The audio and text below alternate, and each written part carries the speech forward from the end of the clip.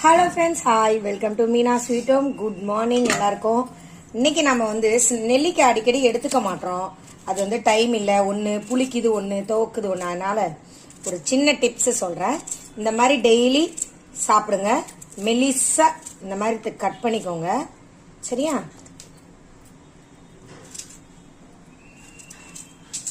இந்த மாதிரி பொடியாக நறுக்கிக்கோங்க மெலிசா.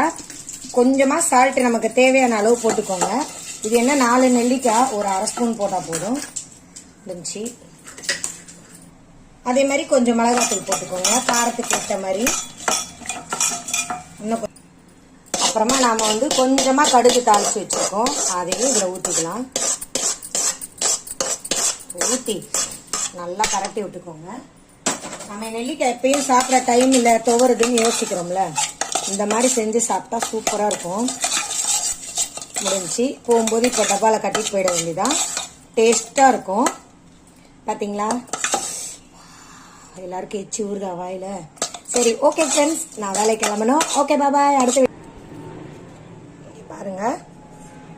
பாருங்க கதிருக்கு, எனக்கு இது கதிருக்கு கட்டியாச்சு 2 பேருக்கும். இதுதான் காலையில் ஸ்நாக்ஸ். ஓகேவா? ஒரு 11 மணிக்கு சும்மா வாய் ஒரு மாதிரி இருக்கும்போது இந்த மாதிரி எடுத்து வாயில் போட்டுக்கலாம். உடம்புக்கும் ரொம்ப நல்லது. நெல்லிக்காய்ன்றதே நம்ம உடம்புக்கு ரொம்ப நல்லது. அதாவது ரத்தத்தெல்லாம் சுத்தம் பண்ணும். இது வெறுவாயை நம்ம சாப்பிட்றதுக்கு ரொம்ப யோசிப்போம். சரி, இந்த மாதிரி நம்மனா நல்ல உப்பு, காரம், கடுகு கொஞ்சம் போட்டிருக்கோமா, டேஸ்டியாக இருக்கும். கடுகு கொஞ்சம் கடுக்குன்னு இருக்கும், உப்பு கொஞ்சம், இது காரம் கொஞ்சம், வாய்க்கு ருசியாக இருக்காது. அதனால இதே மாதிரி நீங்களும் செஞ்சு சாப்பிடுங்க. பாய். மீனாக்கு டைம் ஆயிடுச்சு. எங்கள் வீடியோ பிடிச்சிருந்தா லைக் பண்ணுங்க, ஷேர் பண்ணுங்க, சப்ஸ்கிரைப் பண்ணாதவங்க பல்ட்டு சைடில் இருக்கிற பெல் பட்டன் அழுத்துங்க, சப்போர்ட் பண்ணுங்க. பாய்.